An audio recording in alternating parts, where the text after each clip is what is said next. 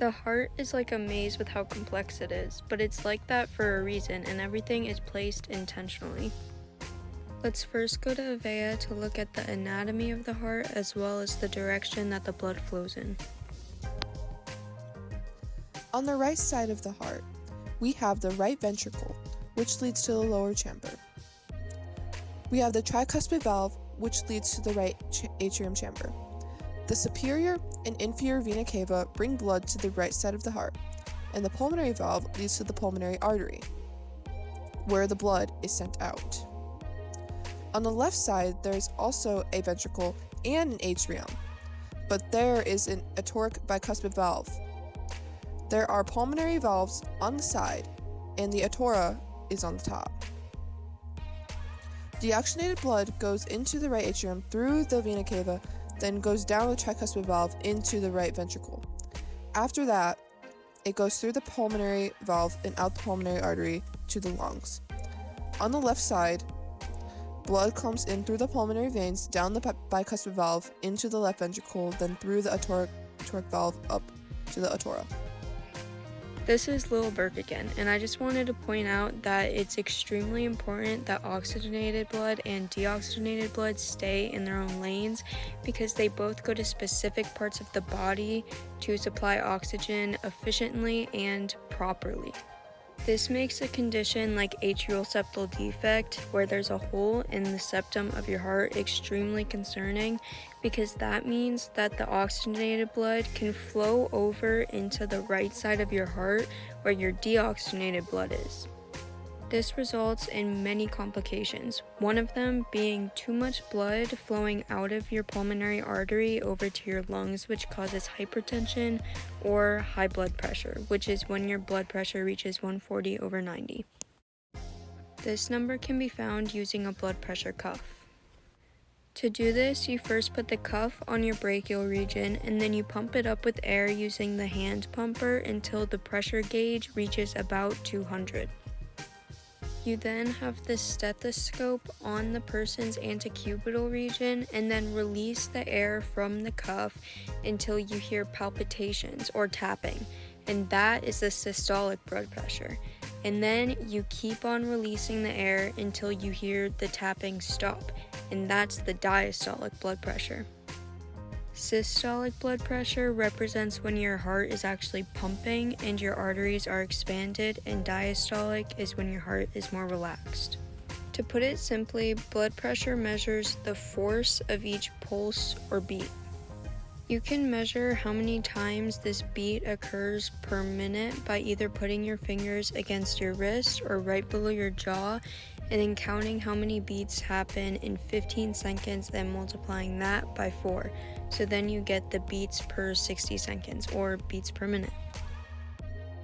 The average resting heart rate ranges anywhere between 60 to 100 beats per minute depending on things like your age, sex, and lifestyle, as well as many other things. Now that we're extremely knowledgeable, let's go into the lab and look at the real deal. But first, pause. We can't just go into the lab all willy-nilly and grab some hearts. We first need to practice our lab safety, and that means putting on an apron, some goggles, and some gloves, and then we can go into the lab. Before we do anything, let's see what we're dealing with. This is the anterior, and this is the posterior side. You can tell that this is the anterior side because of the pulmonary artery going diagonal. So let's label that. Now let's look for the aorta. I know that it's the most superior part and that it has multiple entrances, so I know that it's this one right here.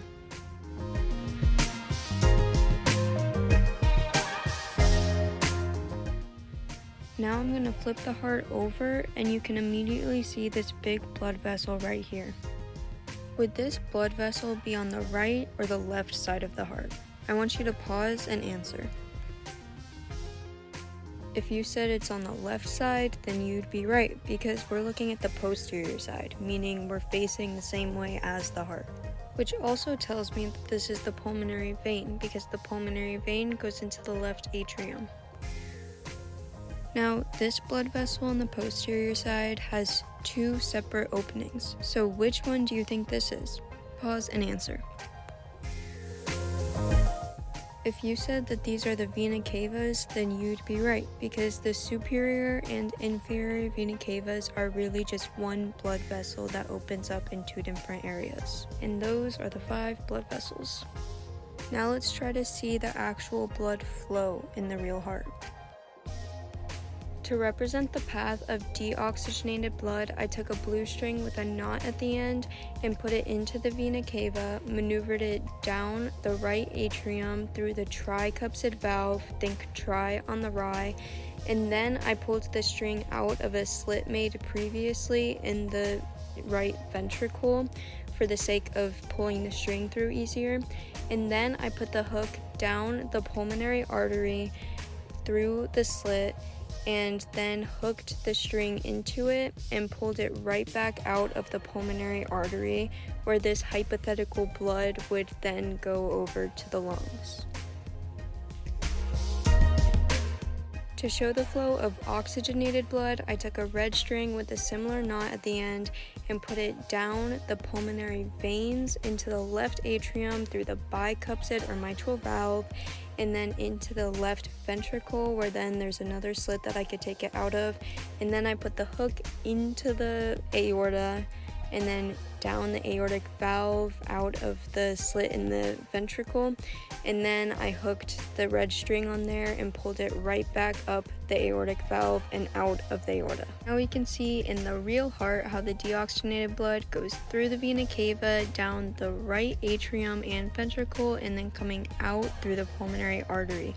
And we can also see how the oxygenated blood comes out through the aorta after going through the left atrium and ventricle from coming in through the pulmonary veins.